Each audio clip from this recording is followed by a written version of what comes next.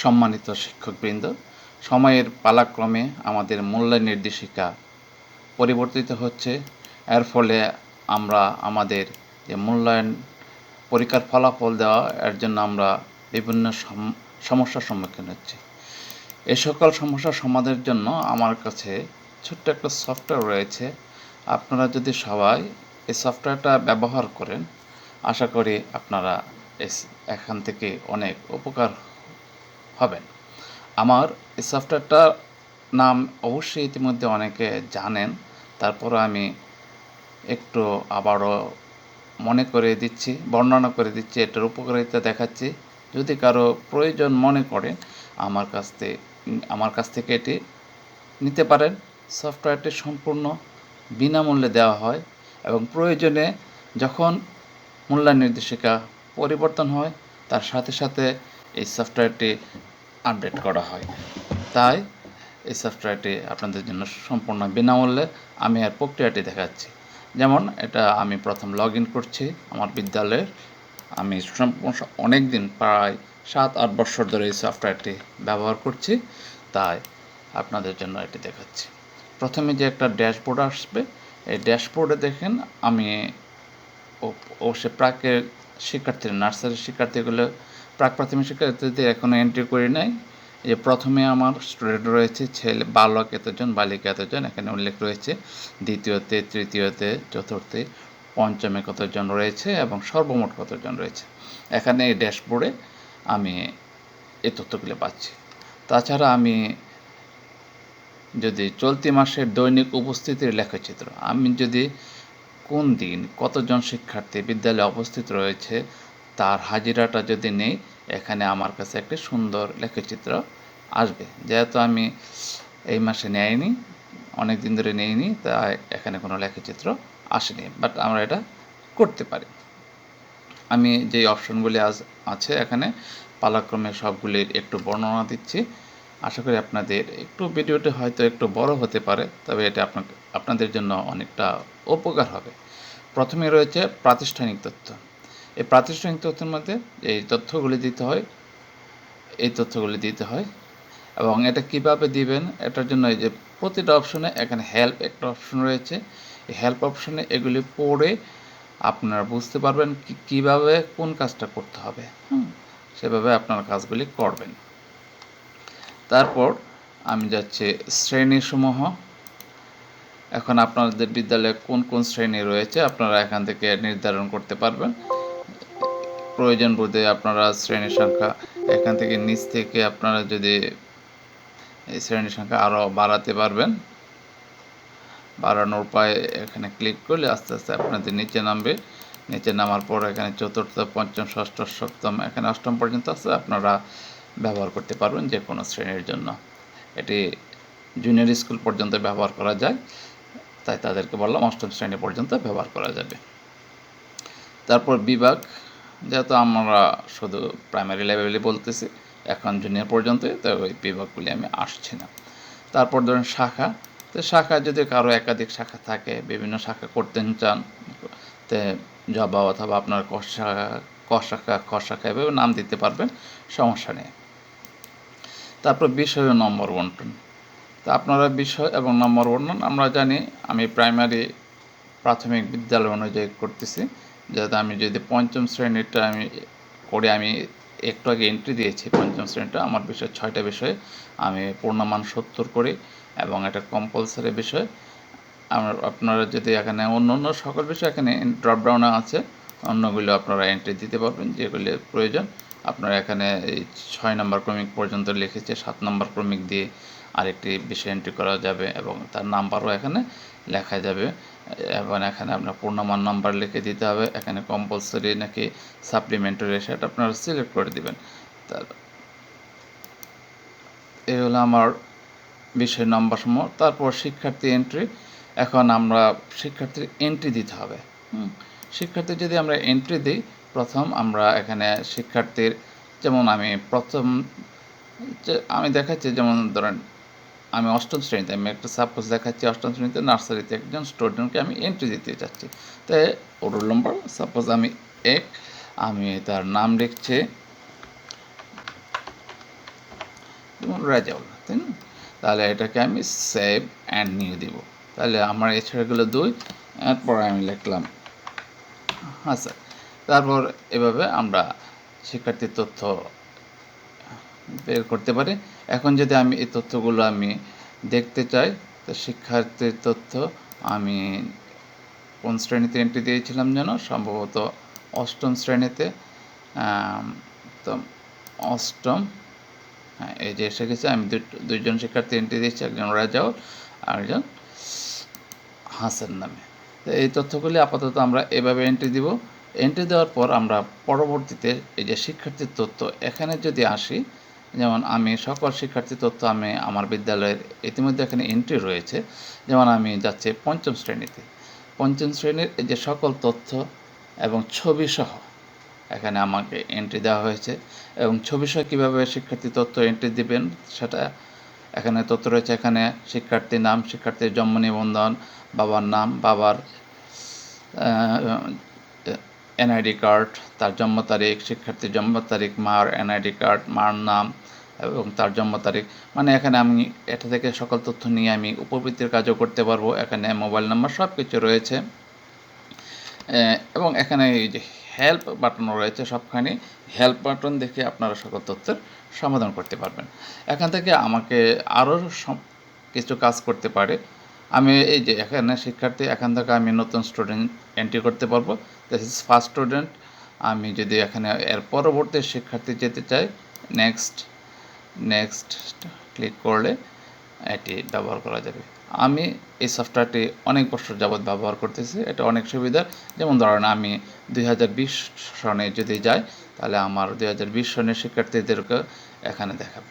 2020 সনে এটা ছিল, সেটা দেখাচ্ছে। আমি যদি 2019-এ যাই, সম্ভবত 2019 আমি ব্যবহার করেছি। হ্যাঁ, 2019-এর শিক্ষার্থীরা তারা। আমি অনেক বছর ধরে ব্যবহার করতেছি। আপনারা যদি ব্যবহার করেন, এই তথ্যগুলি সবসময় সংরক্ষিত থাকবে। তাই 2026-এ তো আপনারা এভাবে শিক্ষার্থীগুলো আপনারা যদি ধীরে ধীরে ব্যবহার করেন, তাহলে আস্তে আস্তে সবগুলো শিক্ষার্থী তথ্য এভাবে এন্ট্রি দিবেন। আমি সব ক্লাসের শিক্ষার্থী, যেমন ধরেন এই চতুর্থ শ্রেণী, আমি একটু ব্রিফলি দেখাচ্ছি আপনাদেরকে আপনাদের সুবিধার জন্য। তৃতীয় শ্রেণী, এরকম আমার সব ক্লাসের শিক্ষার্থীর তথ্যগুলি এন্ট্রি দেওয়া আছে এবং তাদের ছবি সহ বিস্তারিত তথ্য আমি ইতিমধ্যে এন্ট্রি করেছি। এই হলো শিক্ষার্থী তথ্যের অপশন। তারপর এখানে আরও কিছু অপশন রয়েছে, যেমন অ্যাটেন্ডেন্স ইনফরমেশন। অ্যাটেন্ডেন্স ইনফরমেশনে যদি আমরা যাই, তাহলে সে এত তারিখ উপস্থিত ছিল, যেমন সে প্রেজেন্ট ছিল এবং প্রেজেন্ট নেওয়া হয়েছে, এবং সে মোট কতদিন কার্যদিবস কতদিন ছিল, সে কতদিন উপস্থিত ছিল, কতদিন অনুপস্থিত ছিল এবং উপস্থিত হার, এগুলো যদি আমরা বিস্তারিতভাবে এখানে নিতে পারি। তারপর কোনো শিক্ষার্থী যদি অনুপস্থিত থাকে, আমরা তাকে এসএমএসের মাধ্যমে তার গার্ডিয়ানকে জানাতে পারি। এখানে এসএমএসের একটা অপশন আছে, আপাতত এটি অফ রয়েছে। এটি চালু করতে হলে আপনাকে অবশ্যই অ্যাডমিনের সাথে যোগাযোগ করতে হবে এবং এসএমএস বান্ডেল ক্রয় করতে হবে। তারপর আপনি এই অপশনটি চালু হবে। তারপর ক্লাস হিস্টোরি রয়েছে। ক্লাস হিস্টোরিতে এই শিক্ষার্থী কোন বৎসর কোন ক্লাসে ছিল সেটি আপনি দেখতে পাবেন এখানে, এবং এখান থেকে প্রয়োজন হলে আপনি তাদের অবস্থানও চেঞ্জ করতে পারবেন। এক্সাম হিস্টোরি রয়েছে, সে কোন বছর কোন পরীক্ষায় কী ধরনের ফলাফল করেছিল, এগুলো সব কিছু এখানে রয়েছে। তারপর অ্যাসেসমেন্ট, এখানে অ্যাসেসমেন্ট বলতে সে কোন বিষয়ে দক্ষ, যেমন এখানে দক্ষতা ও বিশ্বাসযোগ্যতা, এখানে আমি সেগুলো, যেমন কোনো স্টুডেন্ট হাতের লেখা সুন্দর, আমি এটা এখানে লিপিবদ্ধ করে দিলাম, বা সে যে কোনো বিষয়ে দ্রুত আয়ত্ত করতে পারে, এভাবে ফিক্সড করে দিলাম। এবং উন্নয়ন ক্ষেত্রে সমাজ, সে কোন বিষয়ে উন্নয়ন করতে হবে, এখানে যেমন গণিত দুর্বলতা রয়েছে, আমি এটা রেখে দিলাম। এভাবে আমি কিছুদিন পর পর এগুলি অবশ্যই চেঞ্জও করতে পারি। তারপর পার্সোনাল অ্যান্ড সোশিয়াল কোয়ালিটিস অপশনে যদি আমরা যাই, তাহলে আমরা শিক্ষার্থীর তথ্যগুলো আরও কিছু করতে হয়। যেমন ধরেন আমি উত্তম দিলাম, যে এখানে অ্যাপ্লাই দিয়ে দিলাম, তো সবগুলি উত্তম সেগুলো। এখন যদি আমি মনে করি না কোনো বিষয়ে আমি উত্তম দেবো না, পরিষ্কার পরিচ্ছন্নতা সে একটু কম, তাহলে আমি তাকে ভালো দিতে পারি। তারপর এখানে শৃঙ্খলা ও নিয়ম অনুবর্তিতা, এটাকে আমি যদি আপনার সন্তোষজনক মনে হয় সেটা দিবেন। যেমন কাবিন্স কার্যক্রম, সেখানে আপনার যদি সহায়তা প্রয়োজন হয় তাহলে সহযোগিতা দিতে পারেন। এবং সার্বিক গুণাবলী, এখানে সার্বিক গুণাবলী বিদ্যালয়ে নিয়মিত উপস্থিত থাকে কিনা সেটি আপনি যে কোনো একটা সিলেক্ট করতে পারেন। এবং মোট উপস্থিতি, এখানে আপনি মোট উপস্থিতি আপনি লিখে দিতে পারেন। যেমন আমি লিখে দিলাম এই 25 দিন। এভাবে আপনারা এখান থেকে সব সিলেক্ট করে দিতে পারবেন, যা পরবর্তীতে আমাদের ফলাফলে একসাথে আসবে। এখান থেকে আমি এটা ক্লোজ করে দিলাম। তারপর আসছে আমার হাজিরা খাতা। এই যে আমি যেমন হাজিরা নিতে চাই, এখন যদি আমি 5ম শ্রেণীর হাজিরা নিতে চাই, যেমন ক্লাস 5 5ম শ্রেণী, তাহলে এরপরে আমার বিভাগ এনে শাখা নাই, তাই এরপর আমি এই সার্চ স্টুডেন্টে ক্লিক করব। যেমন সকল স্টুডেন্টের এখানে এসে গেল। তো যারা অনুপস্থিত তাদেরকে আপনি এখান থেকে জাস্ট অ্যাবসেন্ট দিয়ে দিবেন। যারা অনুপস্থিত থাকবে আপনারা তাদেরকে অ্যাবসেন্ট দিয়ে দিবেন। যারা অনুপস্থিত, এভাবে আপনারা প্রেজেন্ট তাদেরকে উপস্থিতি আমরা নিতে পারি। এই যে এখানে আমার এসে গেল কতজন ভালো, টোটাল 23 এবং 30 জন এখানে এত গ্রাফ এসে গেল। এভাবে আমরা প্রতিদিন তাদের তথ্য নিতে পারি। এখান থেকে আমরা যদি মনে করি আমরা কেউ যদি অনুপস্থিত থাকে তাকে SMS পাঠাতে পারে, যে জেনারেট SMS। জেনারেট SMS অপশনটা আসলে আমরা দেখতে পারবো আমাদের SMS, এই যে ওপেন মেসেঞ্জার। এখন আপাতত যেটি অপশনটি বন্ধ, তাই এটি আসছে না। আচ্ছা, তারপর এখানে আরও অনেক অপশন আছে। আপাতত রিপোর্ট টু ইউ, এগুলো আপনারা এটি অ্যাডমিনের সাথে যোগাযোগ করতে হবে। এগুলি পেড ভার্সন, তাই এগুলো এখন অফ থাকবে আপাতত। আপনারা এগুলি সব দিতে পারবেন। যখন এডিট টু SMS স্টেটমেন্ট, এগুলো কোনো শিক্ষার্থীর যেমন মাসের নাম, ফেব্রুয়ারি মাস সিলেক্ট করলাম, ফেব্রুয়ারি মার্চ, কোনো শিক্ষার্থীর স্টেটমেন্ট আপনারা দিতে চান, এখান থেকে স্টেটমেন্ট দেওয়া যাবে। পরে বিস্তারিত আমি এত সবে যাচ্ছি না, আপাতত এটা রাখছি। তারপর আমরা হাজিরা খাতা দেখলাম। অর্জন উপযোগ্যতা, এটা আপাতত আগে ছিল, এখন অবশ্য এটা নাই। তাই আমাদের আগে যে ডায়েরি 1, ডায়েরি 2, ডায়েরি 3 ছিল, তখন এই অর্জন উপযোগী যোগ্যতাটা ছিল। এটা আপাতত অফ, এখন এটা অফ রাখা হয়েছে। মানে এটা যেহেতু যুগের সাথে পরিবর্তন করা হয়, তাই সফটওয়্যারটা আপডেট করা হয়। ধারাবাহিক মূল্যায়ন, এই ধারাবাহিক মূল্যায়নটা আপাতত নেই, এটা আগে ছিল। যেমন আমি দেখাচ্ছি যে 5ম শ্রেণী শিক্ষার্থী, বিষয় সাপোজ আমি বাংলা নিলাম, এবং মূল্যায়ন নির্দেশিকা, আচ্ছা 5ম শ্রেণীর নয়, আমি এই সাপোজ 1ম শ্রেণীটা নিলাম। এখানে মূল্যায়ন নির্দেশিকা বিষয় নিলাম, এখানে মূল্যায়ন নির্দেশিকা নিয়ে নিলাম। এখন আমি ওই যে আপনাদের হয়তো বা মনে আছে ওই যে কে নলেজ স্কিল এবং স্কিল, অ্যাটিটিউড সবগুলি ভালো, এভাবে আমরা করেছিলাম। তো ওইটা এখন নাই, তবে এটা আপনাদেরকে দেখালাম যাতে যুগের সাথে এটি আপডেট করা হয়। এখন আমরা বর্তমানে যেটা রয়েছে সেটি দেখাচ্ছি, পরীক্ষা সংক্রান্ত। এটি আমাদের মূল জিনিস। প্রথমে পরীক্ষার নাম ও সংক্রান্ত তথ্য। তো নাম সংক্রান্ত তথ্য, এখানে আমার পরীক্ষার নাম দেওয়া আছে, প্রথম প্রান্তিক, দ্বিতীয় প্রান্তিক, তৃতীয় প্রান্তিক রয়ে গেছে। আচ্ছা, এটা নয়। এখন প্রবেশপত্র অথবা ডেস্ক লেভেল প্রিন্ট, আমরা এখান থেকে এই কাজটা করতে পারি। সাপোজ আমি 5ম শ্রেণীর প্রবেশপত্রটা তৈরি করতে চাই, প্রথম প্রান্তিকের তৈরি করতে চাই।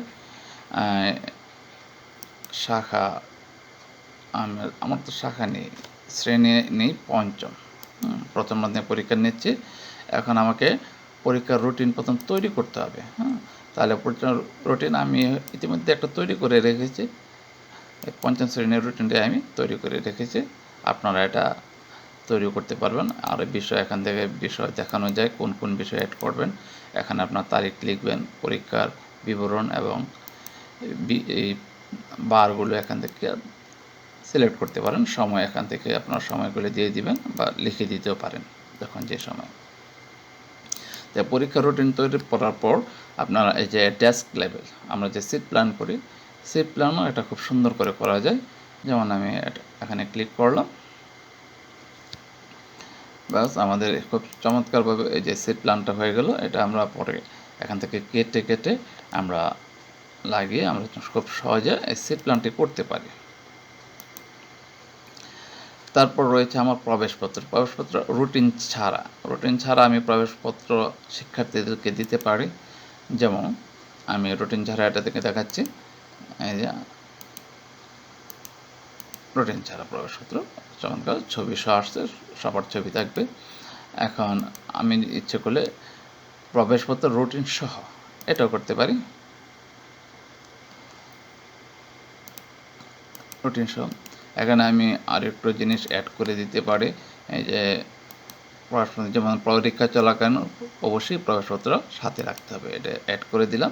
এবার প্রবেশপত্র রুটিন সহ যদি দিই তাহলে এই যে লেখাটি এখানে এসে গেল।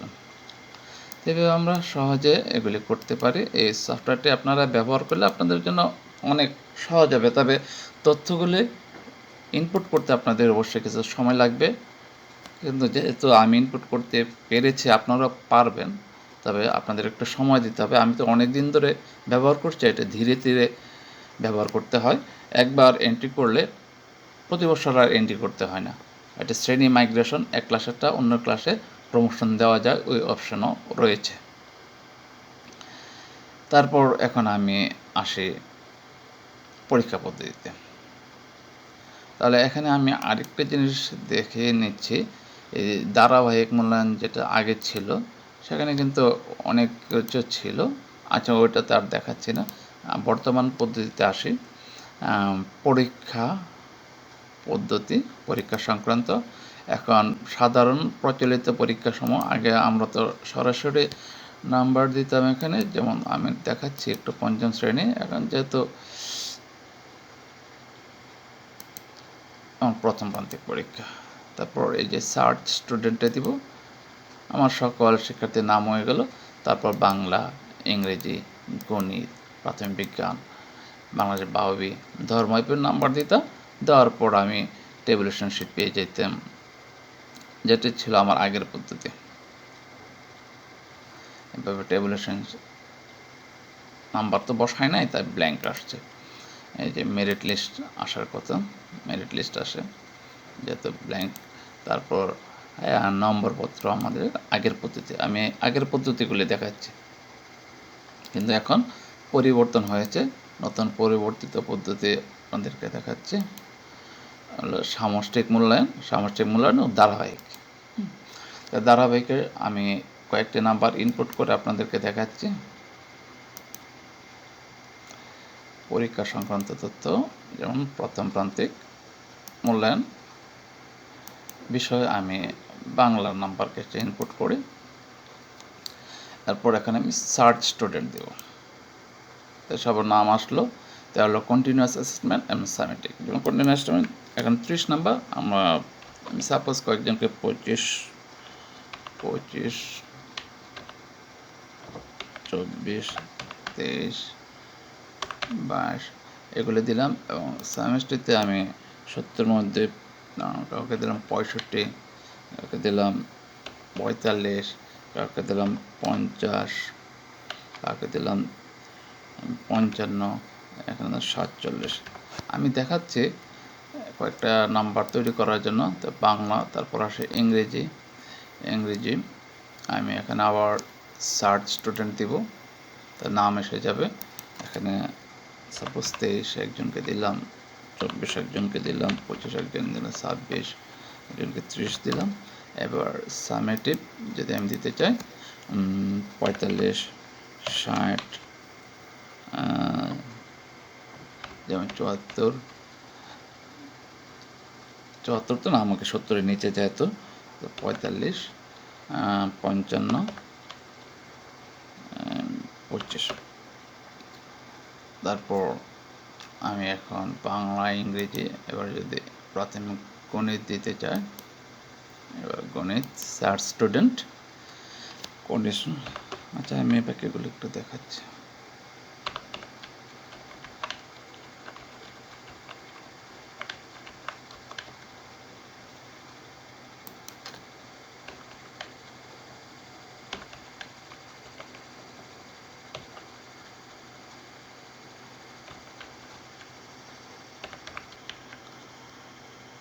এভাবে আমরা সকল শিক্ষার্থীর নাম্বারগুলি আমরা এন্ট্রি করে নেব। আমি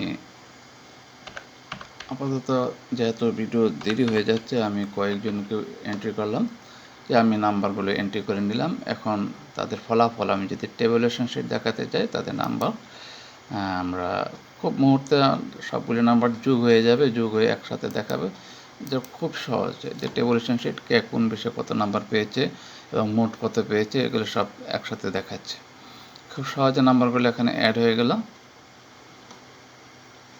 এখান থেকে আমরা এই টেবুলেশন শিটটা প্রিন্টও করতে পারবো, প্রিন্ট অপশন আছে, প্রিন্ট করে নেব। তারপর যদি আমরা নম্বরপত্র যাই, আমরা নম্বরপত্র বের করতে পারবো সহজে। এই প্রত্যেক শিক্ষার্থীর ইন্ডিভিজুয়ালি নম্বরপত্র, এখানে সকল বিষয়, মেধাস্থান, এখন কে কোন বিষয়ে দক্ষ ছিল এগুলি আমরা ক্লিক করে নিতে পারবো।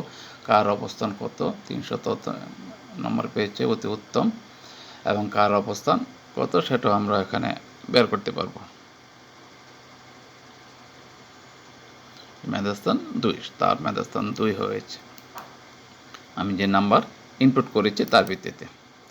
তারপর আমি যদি মেরিট লিস্টটা দেখতে চাই, মেরিট লিস্ট বা মেধাক্রম অনুযায়ী তাদের নাম আসবে, কে প্রথম, কে দ্বিতীয়, কে তৃতীয় হয়েছে, এবং পাশাপাশি কমেন্টও আসবে। তো এইভাবে আমরা খুব সহজে তাদের তথ্য প্রিন্ট করতে পারি। এবং এখানে রয়েছে শ্রেণী মাইগ্রেশন একটা অপশন, যেটার মাধ্যমে আমরা যে কোনো শ্রেণীর শিক্ষার্থীদেরকে অন্য শ্রেণীতে উত্তীর্ণ করতে পারি। এখানে এই যে হেল্প অপশন রয়েছে, আপনারা এটা পড়ে নিলে এটা বিস্তারিত বুঝতে পারবেন। আমি আর কিছু বলছি না, এটা আপাতত অফ রাখছি। তারপর আপনি যদি মনে করেন কাউকে প্রত্যয়ন দিতে চান, তো সহজে প্রত্যয়ন দিতে পারবেন এখান থেকে। এটা খুব সহজ, আমরা পঞ্চম শ্রেণীর শিক্ষার্থীদের জন্য প্রত্যয়ন দিতে পারি। আমি যেহেতু এখানে প্রত্যয়ন পিডিএফে ক্লিক করেছি, তাই এখন পিডিএফ কপি তৈরি হয়ে গেছে। আমি যদি প্রত্যয়ন এখানে দিতাম, এই যে আমি প্রত্যয়নগুলো যদি দেখি, এই যে আমাদের চমৎকারভাবে প্রত্যয়নপত্রগুলো তৈরি হয়ে গেছে। এখানে সবার প্রত্যয়নপত্র তৈরি হয়ে গেছে। আমরা প্রত্যয়নপত্র লিখতে অনেক সমস্যা হয়, বাস এখানে আমাদের খুব সহজে আমরা প্রত্যয়ন তৈরি করতে পারি। তো এইভাবে আপনারা সফটওয়্যারটি খুব সহজে ব্যবহার করতে পারবেন। যদি কারো প্রয়োজন মনে করেন, তাহলে আমার কাছ থেকে সফটওয়্যারটি সংগ্রহ করতে পারেন। আজ এ পর্যন্তই, সবাইকে ধন্যবাদ। ভিডিওটি আপনাদের যদি কাজে লাগে, আমার এই পরিশ্রম সফল হবে। ধন্যবাদ সবাইকে। আসসালামু আলাইকুম।